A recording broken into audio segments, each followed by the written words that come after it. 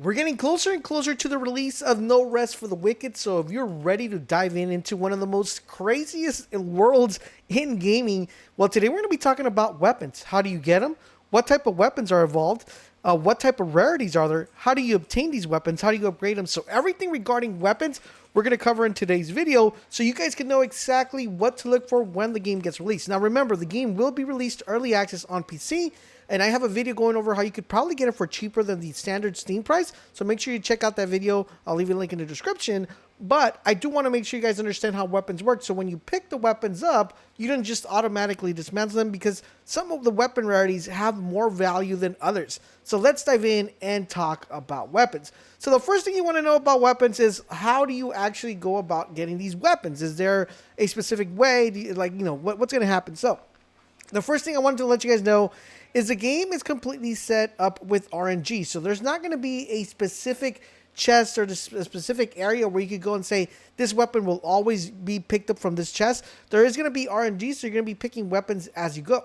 Now you will be able to obtain weapons by opening chests, defeating enemies, and pretty much searching the area for other weapons that are going to be scattered around the world. Remember, there is a lot of verticality, there is a lot of hidden areas within the game that you're going to have to explore, and you're going to want to make sure you collect these weapons. Now, the weapons in the game are going to be completely randomized, and this was meant to be done on purpose. The reason they want to make sure that you have RNG in the game is because they want to make sure that the player is able to play what is currently given to them at that time, and not every playthrough be the same. So they wanted to give you the opportunity to experience different types of weapons, so you're not seeing like a copy and paste of what someone else is playing, but you're playing at a particular play style based on what you're picking up as you progress through the game. So I thought that was a really cool aspect. Now, let's talk about weapon rarity. Actually, you know what? Before we get into the weapon rarity, let's talk about what type of weapons are found within the game when you explore and you find them laying around the world, right? So when you're exploring and obtaining weapons, you're going to find a variety of different types of weapons.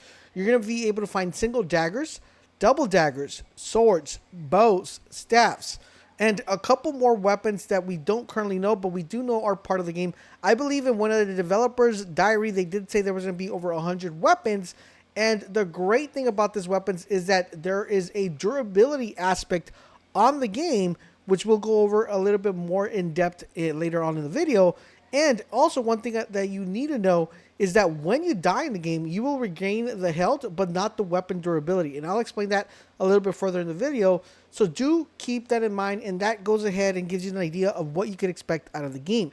Now, one thing to note is depending on how you build your character, it's going to be dependent what weapon you pick and what type of weapon is going to fit your particular playstyle. And we're going to talk a little bit more about the weapon rarity. So in No Rest for the Wicked, there's a total of 4 different weapon rarities. There's white, blue, purple, and gold. Now, don't think that this is your typical game where white is trash and it's not a really good thing. No, actually, when you pick up these weapons, whether it be white, blue, purple, or gold, you're going to want to make sure you inspect this weapon, because this weapon is going to have its own purpose and its own positive vibes depending on which weapon you have. So let's break it down. The white weapon rarity, which is normally known as a common weapon, right, is the most customizable weapon in the game. So the other weapons you could customize, but if you want to make sure you tailor a specific weapon to your playstyle, the best one to get is a white weapon. This is going to allow you to do a lot of things to the weapon that you can't do to the blue one, the purple one, or the gold one.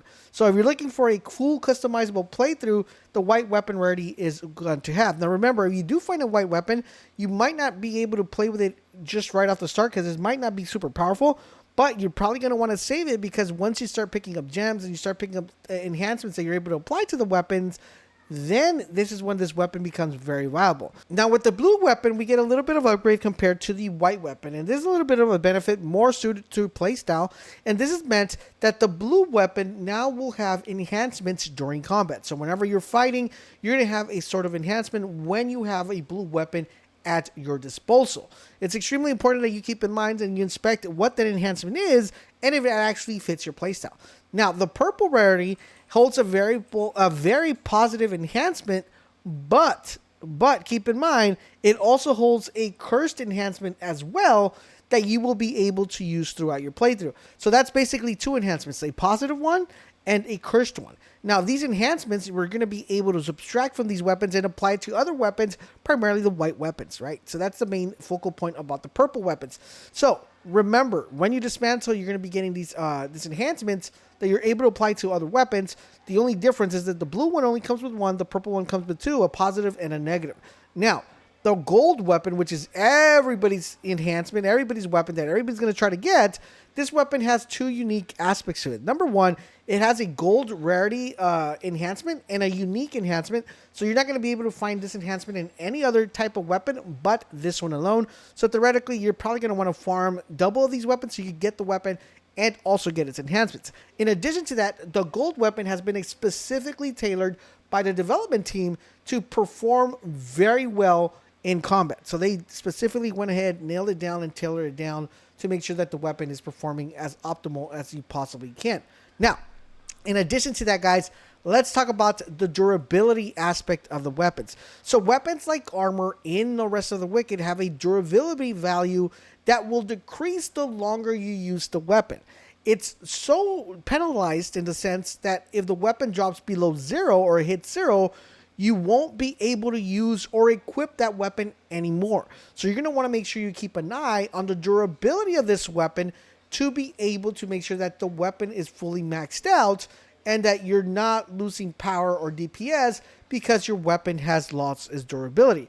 Now, there are ways for you to be able to upgrade your weapon and repair your weapon in case you run into this durability aspect. There's going to be an NPC and a repair powder that's going to allow you to repair the weapon on the go. You will then, what you are going to need to do is you're going to need to, whenever you find a weapon, of course, first reach the Sacrament, which is going to be kind of like the main village, where you're going to find different vendors and different NPCs. In this area, you're going to find the blacksmith that's going to help you guys upgrade your weapons and will also help you, of course, repair your weapons. Now, you're going to need to give him a very rare material that will allow you to do that. Now, in addition to that, you all will also be able to purchase, sell, and upgrade weapons at this place, plus repair these weapons when you choose. So it's going to be extremely important that you keep a mind and a constant eye on the durability of weapons and make sure anytime you get a weapon within the game, you're constantly expecting it. And remember, white is not bad. It's actually the most customizable weapon in the game. So I wanted to put this video out for you guys so you guys can understand how the weapon system works in the game. And I want to know from you guys, what weapon is your favorite type in these type of games? Do you like daggers? Do you like swords?